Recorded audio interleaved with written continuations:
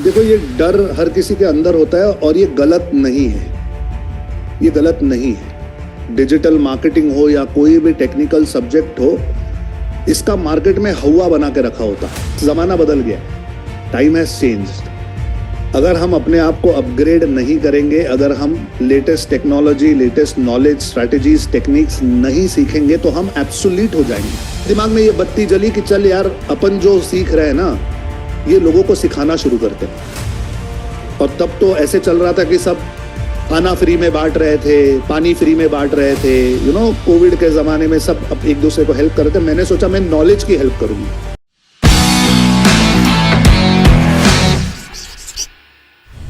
एक दिन जोश जोश में मैंने कह दिया, फिर ठीक है, मैं कुछ अपना करता हूं। तो ऐसे कोई झगड़ा नहीं हुआ, लेकिन इन गुड फेथ मैंने डिसाइड किया कि थोड़ा सा बॉम्बे जाकर, ये जो ग्लैमर इंडस्ट्री है, या मुझे इजी मनी लगता था। मुझे ऐसे लगता था कि इस फील्ड में चले जाओ, कुछ ऑडिशंस दे दो, रोल मिल जाएगा, आप अच्छे दिखते हो, हट्टे कट्टे हो, और ये बिना इन्वेस्टमेंट के पैसे कमाने का सबसे अच्छा तरीका है। ओके, तो एट द कोर मुझे कभी एक्टर नहीं बनना था, मुझे कभी सेलिब्रिटी नहीं बनना था। पहले से ही फोकस जो था वो मनी मेकिंग पर था। एक सिंधी बिजनेसमैन जो होता है वो इसी तरीके से सोचता है शायद। बॉम्बे चला गया तो फैमिली ने एक चैलेंज सॉर्ट ऑफ रखा था मेरे लिए। तो जब मैंने कहा कि मैं एक्टर बनना चाहता हूँ, टीवी सीरियल में काम करना चाहता हूँ, तो एज किसी भी फैमिली में होता है, मजाक उड़ाया जाता है, ये एक्टर बनेगा, ये हीरो बनेगा। तो वहां पर एक दिन भाई ने कह दिया कि ये 21 इंच का जो टीवी है, तब हमारे पास 21 इंच का टीवी था, कहता है ये 21 इंच का जो टीवी है, इसके अगर 1 स्क्वायर इंच में भी तुम दिखाई दिए तो मैं तुम्हें मान जाऊं। अब वो तो चैलेंज था, ईगो पर आ गई बात। मैंने कहा चलो करते हैं। बॉम्बे गया, स्ट्रगल किया 6-8 महीना, काम नहीं मिलता था, बहुत डिफिकल्ट है, बहुत सारे ऑडिशंस देने पड़ते थे, बहुत सारा पीआर करना पड़ता था। पैसे खत्म होने लगे तो कॉल सेंटर में जॉब किया करता था। तो वो जो समय था 2002-2003 का, तब पेपर में एड्स आती थी कि वॉक इन इंटरव्यू, मतलब बॉम्बे में खास करके जो बिजनेस प्रोसेस आउटसोर्सिंग की इंडस्ट्री है, कॉल सेंटर की इंडस्ट्री, ये बूम हो रही थी। आप सुबह चले जाओ किसी भी कॉल सेंटर में, इंटरव्यू दे दो, शाम तक आपके पास ऑफर लेटर होता है। तो इतना इजी था तब जॉब मिलना। एक कॉल सेंटर में गया, उन्होंने मुझे 8,000 रुपया सैलरी ऑफर की। घर आकर बहुत खुश था कि ऑफर लेटर मिला है, पहला जॉब मिल रहा है, लेकिन सोच रहा था 8,000 में मेरा क्या होगा। मैंने सोचा नहीं यार, एक ही इंटरव्यू में जॉब मिल गया तो इसे एक्सेप्ट नहीं करेंगे, you should aim for more, थोड़ा और चाहिए।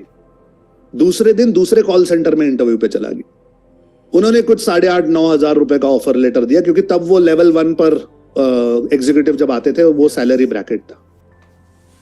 मैं परेशान, मैं सोचता था कि पूरा महीना काम करके अगर 8-9 हजार रुपए मिलेंगे तो गुजारा नहीं हो पाएगा बॉम्बे में। तीसरे दिन तीसरे कॉल सेंटर में चला गया इंटरव्यू देने, और जैसे उनका एक रूटीन होता था, पहले आप एक रिटन एग्जाम दीजिए, फिर लॉजिक का एग्जाम दीजिए, फिर ग्रुप डिस्कशन कीजिए, फिर एचआर के साथ इंटरव्यू कीजिए, ये सब हो रहा था प्रोसेस। मैंने कहा छोड़ो प्रोसेस को। जाते ही मुझ में कॉन्फिडेंस था, मैंने कहा एचआर से 1 मिनट बात करनी है। तो एचआर ने बुलाया, कहा क्या है। मैंने कहा देखो, ये 8,000 का ऑफर लेटर, ये 9,000 का ऑफर लेटर मुझे नहीं चाहिए। मेरे पास एक्सपीरियंस है, अगर आप मुझे कहीं बेटर प्लेस कर सकते हो तो बात करते हैं, वरना मैं कहीं और जाऊं। तो मेरा कॉन्फिडेंस देखकर वो भी थोड़े से बैकफुट पे थे। उन्होंने एक अच्छा सा इंटरव्यू लिया, कई सारी बातें पूछी, जहां प्रेजेंस ऑफ माइंड से बंदे को भेज दिया ऑफर लेटर 15,000 का लेकर घर, और कंफर्टेबल कि अब 15,000 में हमारा गुजारा हो सकता है। तो रोज रात को कॉल सेंटर में जॉब करते थे और दूसरे दिन सुबह वैसे ही चले जाते थे ऑडिशंस देने, एड्स के लिए, सीरियल्स के लिए।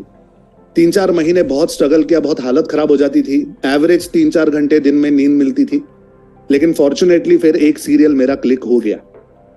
उस एक सीरियल से फिर कॉन्टैक्ट्स बने, ईपीज वगैरह से जान पहचान हो गई, जो एग्जीक्यूटिव प्रोड्यूसर होते हैं शो के। फिर उन्होंने दूसरा ऑफर किया, फिर वो सिलसिला चलता रहा, कॉल सेंटर का जॉब छोड़ दिया और सीरियल की दुकान खुल गई। तो वो भाई का जो चैलेंज था कि 21 इंच के टीवी में कहीं 1 स्क्वायर इंच में आ जाओ, वो करते करते 8-10 महीने चले गए। बहुत मेहनत करनी पड़ी, काफी इंसोम्नियाक हो गया था, नींद नहीं आती थी, लेकिन वो पूरा किया। सीरियल के सिलसिले जब शुरू हुए तब पहले बहुत छोटे मोटे रोल मिलते थे, साइड में खड़े होने का, गेस्ट का, कहीं पे डॉक्टर बन के आ गया, कहीं पे इंस्पेक्टर बनकर आ गया, वैसे शुरू हुआ था। पर फिर आहिस्ते आहिस्ते अच्छे रोल्स मिलने लग गए, अच्छे सीरियल्स मिलने लग गए। ये सिलसिला 9 साल तक चलता रहा। 9 साल में मैंने करीबन 50 एक सीरियल कर दिए। दूरदर्शन पे मेरे सीरियल आते थे, स्त्री तेरी कहानी, आक्रोश, आप बीती, जी पे काम करता था, तुम्हारी दिशा, कुसुम, सहारा पे काम करता था, वो रहने वाली महलों हमारे की। पेरेंट्स ने आपको देखा है इसका मतलब सीरियल्स में। यार मुझे बड़ा फील मत कराओ यार, बुढ़ा नहीं हो। नहीं नहीं, लाइक वो जो सीरियल्स थे जब मतलब मदर खाना लेकर सारे सीरियल्स हम छोटे छोटे फिर भी हाँ, इट्स लाइक ऑसम जर्नी। हाँ, तो वहां पर 50 एक सीरियल्स मैंने कर दिए। 9 साल मैंने काम किया टेलीविजन पर, एकता कपूर के लिए काफी सारे शोज किए, सारे लीडिंग चैनल्स पर, सारे प्रोडक्शन हाउसेस के लिए काम किया करते थे। लेकिन कहीं ना कहीं मुझे ये back of the head feel होता था कि उस समय जो मैं 1 लाख 1.5 लाख रुपया महीना कमाता था, वो बॉम्बे में विद फैमिली सरवाइव करने के लिए जस्ट सफिशिएंट है। आप अमीर नहीं कहलाओगे वहां पर। तो मैं देखता था बड़े बड़े टॉवर्स बन रहे हैं, ओबेरॉय टॉवर बन रहा है, रुस्तम जी टॉवर बन रहा है, उसमें घर है करोड़ों रुपए का। मैं सोचता था यार 1 लाख रुपया 1.5 लाख रुपया महीना कमाऊं, 50-60 हजार खर्च करूं, 1 लाख बचाऊंगा, ये 2 करोड़ का घर कब खरीदूंगा। तो वो जो अंदर एक बात थी कि अपना कुछ करना है, और चाहिए, वो बन नहीं थी। फिर सोचा कि यार इसको एक्टिंग फील्ड में आप या तो बड़े सेलिब्रिटी बन जाओ जहां पे आपको दिन का 2-4 लाख रुपया मिल रहा है, या तो फिर आप बिजनेस कर लो। ये मेरे दिमाग में था। वापस आ गया पूना आकर अपने बिजनेस को ज्वाइन किया और फिर बिजनेस को फैलाना शुरू कर दिया। आहिस्ते आहिस्ते साड़ियों की दुकानों को एक्सपैंड किया, एक से दूसरा, दूसरे से तीसरा, तीसरे से चौथा। इस बिजनेस को मैं 50 करोड़ रुपए तक ले गया। आज मैं होलसेल और रिटेल की ट्रेडिंग करता हूँ साड़ीज में। 50 करोड़ का टर्नओवर है। और ये करते करते कोविड आ गया। तो कोविड में सभी को प्रॉब्लम हुआ, सिर्फ मुझे को नहीं, हर बिजनेसमैन की दुकान बंद हो गई। पहले 7-8 दिन अच्छा लग रहा था, थाली बजा रहे थे, ताली बजा रहे थे, इट वाज इंटरेस्टिंग, सब घर में थे।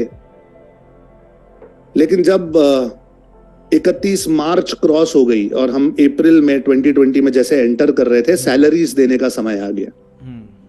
तो 2-4-5 लाख रुपया पड़ा हुआ था, क्योंकि बिजनेसमैन कभी अपना पैसा जो है वो रखता नहीं है अपने पास सेविंग में। सीसी चल रही होती है, ओडी चल रही होती है, ब्याज बजाने के चक्कर में आप हमेशा बैंक्स में ही पैसा रखते हो। समय आया सैलरी करने का। अब 250 एम्प्लॉई है 4 दुकानों में मिलाकर, 250 परिवार निर्भर है। सैलरी करीबन 25-30 लाख रुपया है हर महीने, और बैंक में पड़े 5-6 लाख। तब जाकर कहीं पर दिमाग में घंटी बजने लगी कि भाई ये बड़ा सीरियस मैटर है। अब इस पैसे को मैं अपने एम्प्लॉइज में बांटूं या अपने परिवार के लिए रखूं, कि ये भी तो पता नहीं था कि कब खुलेगा। सही है।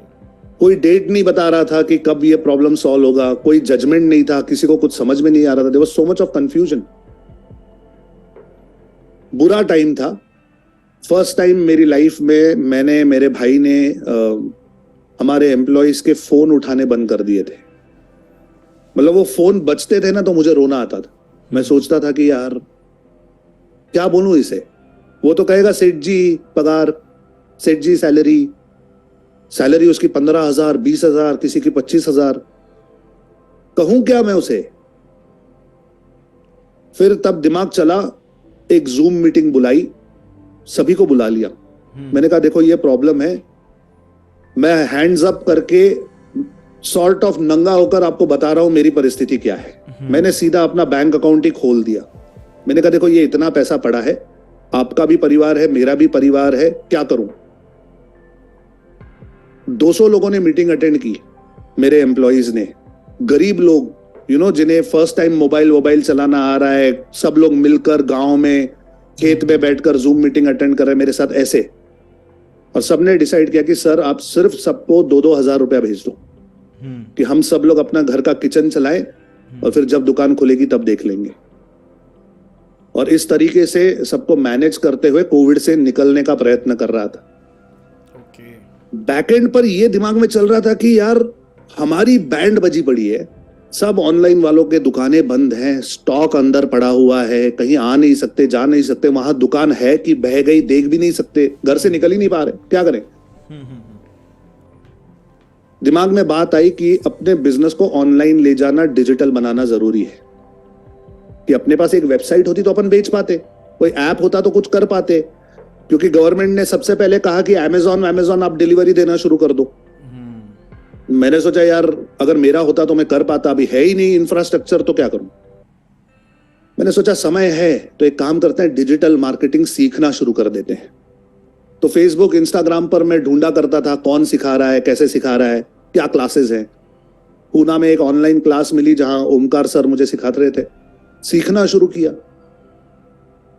ये सीखते समय ये जो अभी डिजिटल का पूरा सिस्टम चल रहा है, ये मैं देख रहा था अपनी आंखों से कि सिर्फ ऐसे कैमरा लगाकर, माइक वाइक लगाकर, कान में वायर डाल के लोग लाखों रुपया कमा रहे थे एवरी डे।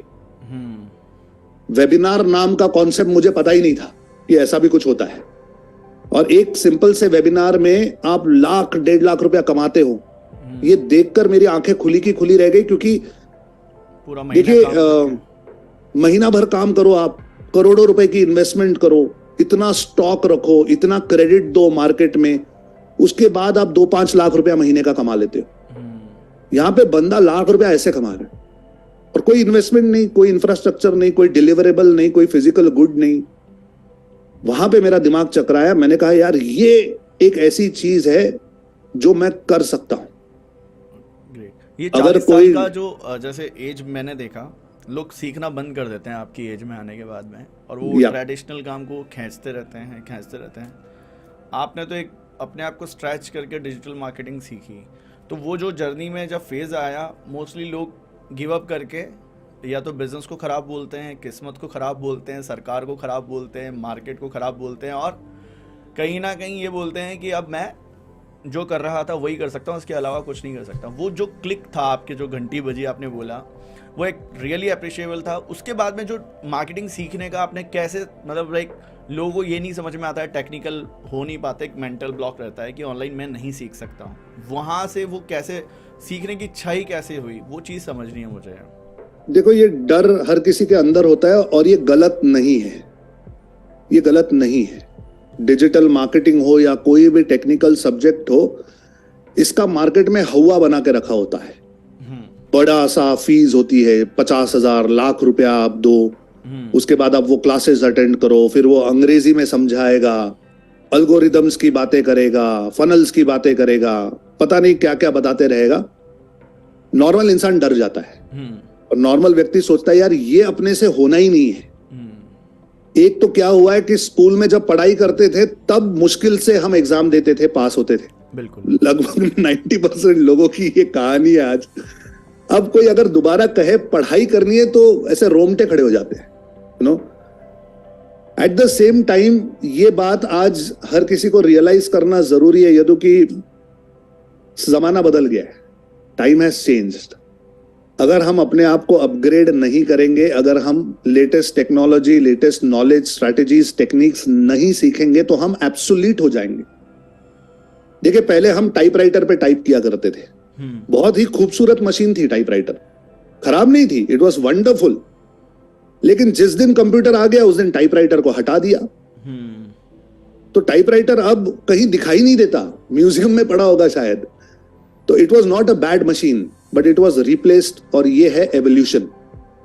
तो चीजें एवोल्यूट हो रही हैं। आज छोटे छोटे बिजनेसेस को देखो, डीमार्ट आ जाता है कहीं पर, छोटे किराने वालों की दुकानदारें साफ हो जाती है, कहीं बड़ा मॉल आ जाता है, रिलायंस का ट्रेंड्स आ गया, कपड़े वाले, साड़ी वाले आज परेशान हैं। तो अगर हम अपने आप को अपग्रेड नहीं करेंगे, नया नॉलेज नहीं सीखेंगे, तो भगवान मालिक है हमारा, यू नो। फिर किस्मत, अपॉर्चुनिटी, लक और ये सब फैक्टर्स पे हम बातें करना शुरू करते हैं। जबकि प्रैक्टिकल चीज ये है कि आज हर बिजनेसमैन, हाउसवाइफ, स्टूडेंट हो, आप जो भी काम करते हो, प्रोफेशनल हो, लेटेस्ट क्या चल रहा है, आपकी इंडस्ट्री में जो टॉप मोस्ट नाम है वो नाम आज क्या कर रहे हैं, उन्हें ऑब्जर्व तो करो और फिर कम से कम उस तरफ चलने की कोशिश करो। It's not so difficult. तो मुझे डिजिटल मार्केटिंग का डर लगता था मैंने कभी कंप्यूटर सीखा नहीं था।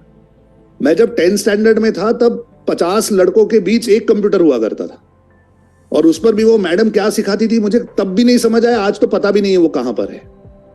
कुछ वर्ड स्टार सिखाते थे, लोटस सिखाते थे, पता नहीं वो आज कहां है दुनिया में। उसके बाद पूरी जिंदगी हमने सिर्फ बिलिंग का सॉफ्टवेयर यूज किया, जो बिलिंग के लिए हम दुकानों में यूज करते हैं, दैट्स इट, अकाउंटिंग वाला। ये कंप्लीटली नया जोन। मार्केटिंग की स्ट्रैटेजी सीखो, वेबसाइट बनाना सीखो, ऐप सीखो, एड्स चलाओ, लीड जनरेट करो, ये सारी चीजें डराती है इंसान को। सो इस पूरा जर्नी को अगर हम देखें, सीखना, लर्निंग, बेस्ट पार्ट, एक जो आम सा भारत का बिजनेस ओनर है उसके लिए हम एक क्वेश्चन पिक करते हैं कि उनका माइंडसेट कैसे काम करता है। उनका माइंडसेट काम करता है कि जो मेरा ऑफलाइन बिजनेस है या जो मैं कर रहा हूँ वो स्पेशली चलता रहता है, थोड़ा थोड़ा मार्केट प्लेस या इधर उधर वेबसाइट बना के भी रख लेते हैं, एक नॉर्मल सब चीज़ें करते हैं, फिर उसको वो उतना यूटिलाइज नहीं कर पाते हैं अकॉर्डिंग टू द कि बिजनेस ओनर करते हैं थोड़ा सा, फिर ट्राई करते हैं, फिर छोड़ते हैं, फिर ट्राई करते हैं, फिर छोड़ते हैं। आखिर कितना इम्पोर्टेंस है कि अगर हम बिज़नेस को ऑनलाइन लेकर जा रहे हैं, अपने बिज़नेस पे पूरी तरह से ऑनलाइन पूरे देश को हम टारगेट कर सकते हैं पैन इंडिया, तो वो अपॉर्चुनिटी क्यों नहीं देख पाते हैं? एक ब्रांड तो देख रहा है वो अपॉर्चुनिटी, अगर आज स्विगी आ रहा है, जोमेटो आ रहा है तो पूरे देश में बेच रहे हैं, बट हमारा ऑफलाइन बिजनेस ओनर ऑनलाइन आते ही वो सोचते हैं कि चलो जो चल रहा था यहाँ थोड़ा सा मिला, वहीं अटके रहते हैं। वो मेंटल ब्लॉक क्यों आते हैं डिजिटल बिजनेस बिल्ड करते वक्त? देखो क्या होता है कि हमारी जो पैसे की फ्रीक्वेंसी है वो हमारे माँ बाप हमें देते हैं। यस। अब मैंने अपने पिता को 4,000 5,000 रुपया महीने पर काम करते हुए देखा सालों ही साल। बिल्कुल। मैंने जब भी कोई चीज मांगी सबसे पहले मुझे कहा गया पागल है क्या, तेरे को अकल है क्या, इतना कैसे पॉसिबल है, जरूरत नहीं है तुझे। तो हमने हमेशा ऑब्जेक्शंस देखे, हमने हमेशा बहुत लिमिटेड पैसा देखा, और लगभग आज 60-70% पॉपुलेशन इंडिया की यही देखती है। तो दिमाग के अंदर ये ब्लूप्रिंट बन चुका है कि ये 10-20-50 हजार रुपया जो है ये मुश्किल है, हार्डवर्क करना पड़ेगा, मेहनत करनी पड़ेगी, किस्मत होगी तो हमें मिलेगा।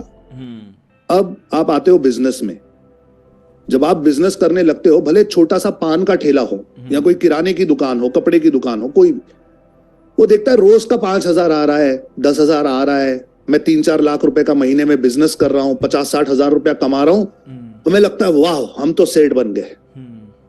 कंप्लेसेंट हो जाता है आदमी, रोज फिर अच्छा खाना मिलता है, फिर आदतें शुरू होती है, कोई गुटखे में घुसता है, कोई शराब में घुसता है, कोई कुछ, हमें ऐसे लगने लगता है भाई हम सेट हो गए लाइफ में। ठीक है, अब प्रॉब्लम यह है कि आपने कभी इससे ऊपर की फ्रीक्वेंसी जो है पैसे की वो अनुभव ही नहीं की है। तो एक नॉर्मल बिजनेसमैन का ये कंफर्ट जोन बन गया है। लाख रुपया कमाते हो ना तो ऐसे लगता है बस लाइफ सेट है। Come to the practical of it, आप हॉस्पिटल में एडमिट हो जाओ हफ्ते भर के लिए, अच्छे से अच्छे बिजनेसमैन की आज हालत खराब हो जाती है बिल भरते भरते। आज कॉस्ट ऑफ लिविंग देख लो कहां बढ़ती जा रही है, कॉस्ट ऑफ एजुकेशन देख लो कहां जा रहा है। हमने पूरी पढ़ाई लोअर केजी से लेकर 10th स्टैंडर्ड तक की होगी 15-20 हजार रुपए में। आज मेरी बेटी जो स्कूल में जाती है वहां 2 लाख रुपया फीस है साल की 5th स्टैंडर्ड में। तो ये वाला जो जोन है ये बहुत आगे चला गया है, ट्रेडिशनल बिजनेसमैन पीछे रह गए हैं और इन्हें एक्सपोजर नहीं है इन सारी चीजों का। इसीलिए ये जो इस तरह के पॉडकास्ट हैं, ये जो इंटरव्यूज हम करते हैं, ये जरूरी है कि नॉर्मल लोग ये समझ पाएं कि दिस इज नॉट सफिशिएंट। अगर आप 1-2 लाख रुपया कमा रहे हो, इट इज नॉट सफिशिएंट। आप लोगों को ग्रो करना जरूरी बन चुका है। इट्स एन नीड, ऐसे नहीं कि ये प्लेजर है, इट्स एन नीड। आपको करना ही पड़ेगा, वरना कभी ना कभी कोई ऐसी सिचुएशन आ जाती है लाइफ में कि जहां कर्जे लेने पड़ते हैं, कुछ ना कुछ गिरवी रखना पड़ता है, कुछ ना कुछ बेचना पड़ता है। यहीं आपसे एक क्वेश्चन और पूछना है ऐड ऑन करते हुए कि जैसे एक मेंटल फ्रीक्वेंसी मैच नहीं हो पाती है, ये मेंटल ब्लॉक मानकर चलते हैं जिस वजह से हम ग्रो नहीं कर पाते हैं। बट आपने रैपिडली ग्रो करा जैसे सपोज डिजिटल मार्केटिंग लोग सीख रहे हैं, सालों से सीख रहे हैं, अपने बिजनेस में लगा रहे हैं, कुछ ना कुछ कर रहे हैं, सोशल मीडिया अकाउंट क्रिएट करते हैं, वेबसाइट वाले को पैसे देते हैं, कुछ भी करते रहते हैं, बट आपने खुद ने इम्प्लीमेंट करा, खुद ने अचीव करा, और अपने इस बिजनेस मॉडल में जो लोगों को आपने पूरे पैन इंडिया से टारगेट करा है, वो जो मॉडल आपने मेंटली इतना रैपिडली ग्रो कैसे करा, 6 करोड़ प्लस बिजनेस हिट कैसे करा, साथ ही कोई एक आम सा इंसान वो कैसे कर सकता है? बिकॉज जब बात आती है हम कर लिए तो दूसरे लोगों को लगता है कि हम में कुछ सुपर पावर्स है, वो चीज़ सेकंड पर्सन कैसे कर सकता है इस स्पीड से ही, वो चीज़ आप बताएं थोड़ा। देखो, इसमें दो चीजें इन्वॉल्व है। सबसे पहले तो ये समझना जरूरी है कि इसमें से जो भी मैंने किया है ये कोई अद्भुत नहीं है, या ये कोई मैजिकल नहीं है, या मैं गार्डन में घूमने गया मुझे 2000 का नोट मिल गया, दूसरा कोई जाएगा तो उसे थोड़ी मिलेगा, ये ऐसा लक वाला फैक्टर नहीं। ये 100% लॉजिकल है, और अगर आप इसे स्टेप बाय स्टेप करते हो तो आप इसमें उतर सकते हो। इसमें कोई बड़ी बात नहीं है। कहां स्विच हुआ वो है, मैंने अपने दोस्त चेंज कर लिए। जब कोविड हुआ हम सब घर में बैठे हुए थे, पूरा परिवार बैठ के नेटफ्लिक्स देखता था, प्राइम वीडियो देखता था, गंदे गंदे वाले ओटीटी के शोज देखा करते थे, उन्हें मजे आते थे। मैंने तब कुछ नए दोस्त बनाए। ओके, कहते हैं ना कि आपका एवरेज इनकम वही होगा जो आपके 5 दोस्तों का इनकम होगा, है ना, ऐसे कहते हैं। पर अब ये करोड़ों रुपए कमाने वाले दोस्त मिलेंगे कहां, और वो आपको क्यों दोस्त बनाएंगे? राइट। मैंने दोस्त बनाया संदीप माहेश्वरी को, विवेक बिंद्रा को, यदु को,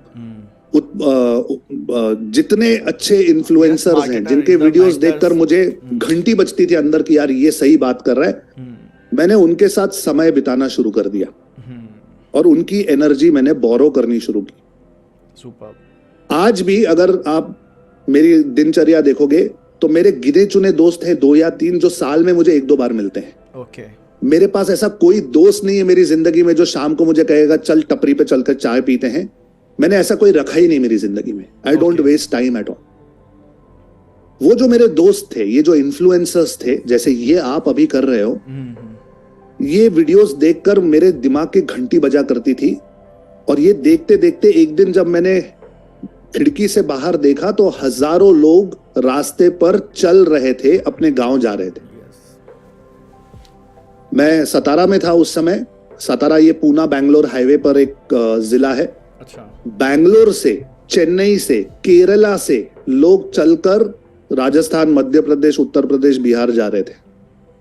तब मेरे दिमाग में घंटी बज रही थी कि यार ये जो नॉलेज है डिजिटल मार्केटिंग का, ये इन लोगों को मिलना चाहिए ना। यस। अगर इनके पास ये नॉलेज होगा तो इन्हें गांव छोड़कर आना नहीं पड़ेगा। राइट। तो कोई इन्हें क्यों नहीं सिखाता? फिर अंदर से बात आई कि कोई क्यों, तू क्यों नहीं करता? ओके। तो वो जब मेरे दिमाग में बात आई ना, उस 2-4 दिन में मैं बहुत अस्वस्थ था, मैं सो नहीं पाता था। मुझे ऐसे लगता था यार कुछ ना कुछ करना जरूरी है। फिर दिमाग में ये बत्ती जली कि चल यार अपन जो सीख रहे हैं ना, ये लोगों को सिखाना शुरू करते हैं। ओके। और तब तो ऐसे चल रहा था कि सब खाना फ्री में बांट रहे थे, पानी फ्री में बांट रहे थे, यू नो, कोविड के जमाने में सब अब एक दूसरे को हेल्प कर रहे थे। मैंने सोचा मैं नॉलेज की हेल्प करूंगा। यस। मैंने सीधे अपने व्हाट्सएप पर 2-2.5 हजार कॉन्टैक्ट्स थे, सबके ग्रुप्स बनाए, ब्रॉडकास्ट किया कि मैं आप लोगों को डिजिटल मार्केटिंग फ्री में सिखाऊंगा। ओके। जिसको आना है आ जाओ रात को 9 बजे। ठीक है। अच्छा। ठीक है। एक 100 का जूम का मैंने वेबिनार परचेस कर लिया। ठीक है। वो तब कुछ 2-3 हजार रुपए का था, वो ले लिया। अब देखो, सुबह मैं सीख रहा हूं, और वही करिकुलम तैयार करके रात को मैं सिखा रहा हूं। Okay, great. अंग्रेजी में सीख रहा हूं, हिंदी में सिखा रहा हूं। मजे की बात यह है कि ये सिलसिला चलता रहा 21 दिन। 21 वेबिनार्स मैंने कंडक्ट किए 1 महीने में। रोज रात को 9 से 10:30 में डिजिटल मार्केटिंग सिखाने लगा। इसमें 2-4 चीजें मुझे पता चली। एक, मुझे पता चली कि मेरी हिंदी अच्छी है। मैं बोल सकता हूँ हिंदी, क्योंकि नॉर्मली हम लाइफ में घर में इंग्लिश ज्यादा यूज करते हैं। हम सिंधी फैमिली है, सिंधी ज्यादा यूज करते हैं, तो हिंदी ज्यादा यूज नहीं कर रहे थे। तो एक ये मुझे पता चला कि चलो अपन हिंदी बोल सकते हैं। दूसरा ये समझ में आया कि अगर मैं सिखाता हूं तो लोगों को समझ में आता है। अच्छा। तो कहीं ना कहीं अपन टीच कर सकते हैं, इसका एक अनुभव हो गया। तीसरा अनुभव यह हुआ कि लोगों से डिमांड आनी शुरू हो गई कि अरे संदीप क्या मस्त बताया आपने यार, ये कैसे करूं मैं, ये थोड़ा बता दो, या ये वाला आप कैसे सोचते हो। तो जब फीडबैक आने लगा तो मुझे ऐसे रियलाइज हुआ कि यार इस नॉलेज की सचमुच जरूरत है मार्केट में। तो एक अपना स्किल, एक अपना टूल और एक अपना मार्केट, सब मुझे दिखाई दे रहा था कि ये तैयार है। यस। सो ये जिस आपका जो सिखाने का, सीखने का रहा, सुबह सीखने, इसमें आपने अपनी नॉलेज को लोगों तक स्प्रेड करा और एक मिशन लेकर चले मेरे ख्याल से, कि वो जो मिशन था आपका, जो पूरा समराइज करूँ कि इस मिशन की वजह से आपने रैपिडली 2 इयर्स में विद इन ये सब चीज़ें अचीव करी। जब ये कर रहा था तब तो मिशन समझ ही नहीं आता था। अच्छा। तब कर रहे थे अपन सिर्फ कि लोगों की हेल्प करनी है, इस हिसाब से शुरू हो गया। जिस दिन मेरा आखिरी दिन था वेबिनार का, जो मेरा लास्ट डे था, मैंने इनको कहा था कि आपको लाइव अटेंड करना है, मैं रिकॉर्डिंग वगैरह नहीं देने वाला। मैंने रिकॉर्डिंग कर ली थी। तो लास्ट दिन पे लोगों ने कहा अरे यार संदीप मेरा वो वाला रह गया, मेरा ये सेशन रह गया, मुझे वो दोबारा देखना है, आप मुझे रिकॉर्डिंग दे सकते हो क्या। मैंने कहा रिकॉर्डिंग दूंगा, 2,000 रुपया लूंगा रिकॉर्डिंग देने की। अच्छा। आप सोचो 80-82 लोग बैठे हुए थे उस वेबिनार में, 70-72 लोगों ने 2-2 हजार रुपए ट्रांसफर कर दिए। 1.5 लाख रुपया एक झटके में अकाउंट में आ गया। तो वहां पे मेरा बलबॉन मोमेंट था कि यार इस तरीके से हम इन चीजों को बनाकर बेच भी सकते हैं। यस। तो जब पैसा आया तब वैलिडिटी हो गई कि अपना प्रोडक्ट बिक सकता है। ग्रेट। वहां से फिर मैंने पीछे मुड़ के नहीं देखा। मैंने सोच लिया कि अब मुझे ये सीखना है, ये सिस्टम कैसे चलाया जाता है, ये इन्फ्लुएंसर्स या ये जो डिजिटल कोचेस हैं ये किस तरीके से सिखाते हैं। मुझे मेरे गुरु सिद्धार्थ मिले, मैं उनके सिस्टम में गया, सीखा मैंने सब कुछ और सीधा इंप्लीमेंट करना शुरू कर दिया। 999 रुपए में मैं अपना कोर्स बेचता था। अच्छा। 999 रुपए में मैं पूरा का पूरा डिजिटल मार्केटिंग सिखाता था हिंदी में। ओके। 100 लोग 200 लोग वेबिनार में आते थे, 10-15 लोग खरीदते थे, 15-20 हजार रुपए आता था। तब फेसबुक एड्स लगाया करते थे, यूट्यूब एड्स लगाते थे, थोड़ा थोड़ा मोमेंटम आ रहा था। अच्छा। महीना भर करने के बाद मैंने ये रियलाइज किया कि मैं एडवर्टीजमेंट में 50 से 60 हजार रुपया खर्च कर रहा हूं और यहां पे 2.5 लाख रुपया कमा रहा हूं। तो यहां पे जो गणित है, इसका जो अल्गोरिदम है वो सेट हो गया कि आप डाल कुछ रहे हो, निकाल 3x 4x रहे हो। अब करना क्या है, अब इसको सिर्फ स्केल अप ही तो करना है। तो जहां पे 2,000 रुपया एड में स्पेंड करता था, वहां 4 करना शुरू किया, 6, 10, 3-4 लाख रुपया एड्स में डालो, यहां से 15-20 लाख रुपया आना शुरू हो गया। कमर्शियली ये सक्सेसफुल होने लगा। एट द सेम टाइम हर महीने 100, 200, 300, 500 लोग जुड़ना शुरू हो गए। और ये एफर्ट जो तब शुरू हुआ था एज अ पार्ट टाइम, ये मैं पार्ट टाइम करता हूं आज भी मेरी कपड़े की दुकानें हैं, मुझे 4 दिन दुकानों को देना पड़ता है। ये डिजिटल का पूरा काम मैं 2-3 दिन करता हूं बस हफ्ते में।